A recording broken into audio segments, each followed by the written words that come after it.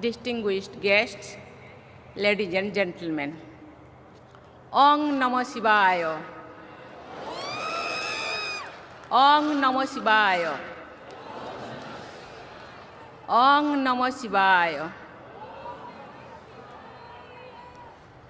I bow to all that is Shiva, which means Shubha, all that is auspicious, gracious, benevolent in this universe.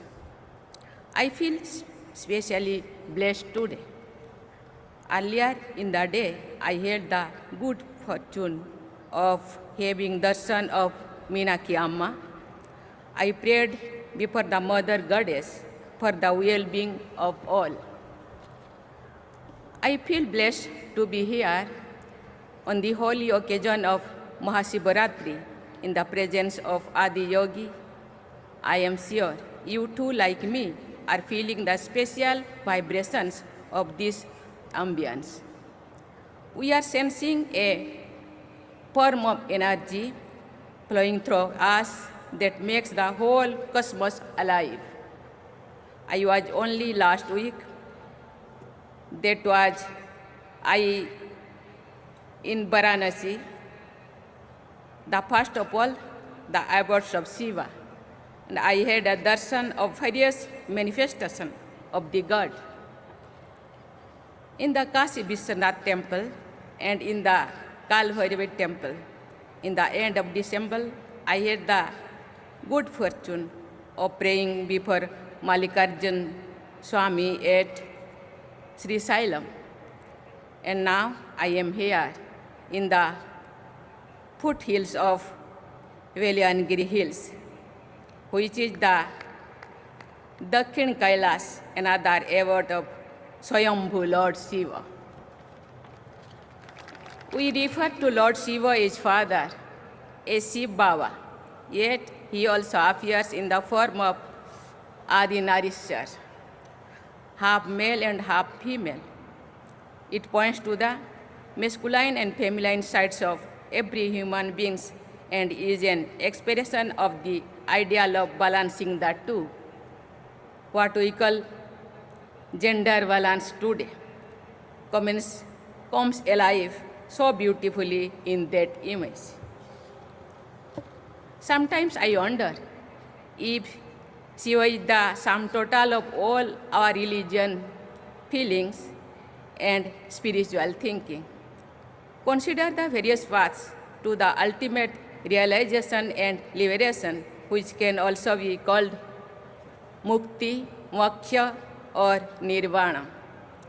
Various traditions around the world speak of the path of devotion of bhakti, the path of wisdom, of jnana, the path of yoga, and so on.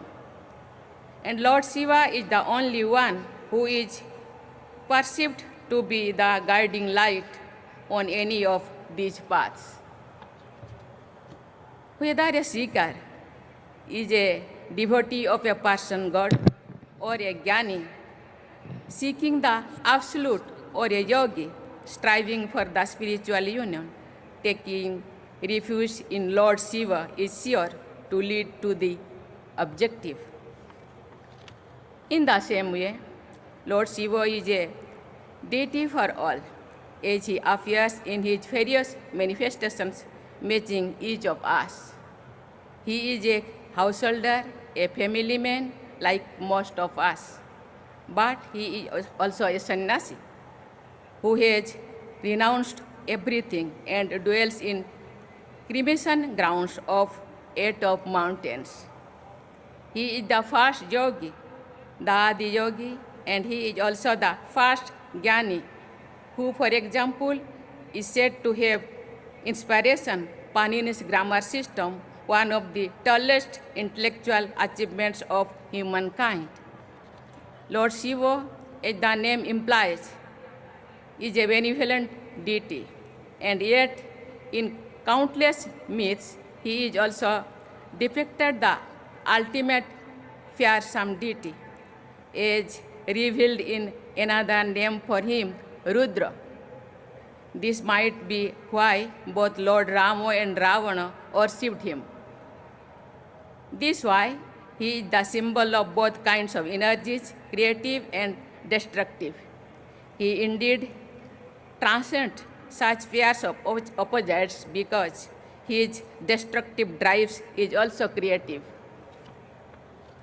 leading to the regeneration and rejuvenation of the cosmos. It is this aspect of Shiva's personality that comes alive in the Tandav dance, which he also performed on the hill not far from here. What can we mortal do before a god like this but to be in awe and bow down in worship? That is what I meant when I began this address with the mantra Om Namah Shivaya. Adi Shankaracharya wanted us to know and realize the eternal Shiva within all of us. He says in his melodious Nirmala Shastakam, No me mutta sanka, no me jatir bhedo, pita neva, meneva mata no janma, no bandhur, no mitram, guruneva, sishyaha, chidananda rupam, Shivaham, Shivaham. It means I have no fear of death, no caste or creed. I have no father, no mother, for I was never born. I am not a relevant relatives, nor a friend, nor a teacher, or a student. I am the form of consciousness and bliss. I am the eternal Shiva. To the non-believers, all of this may sound like a matter of belief and myth.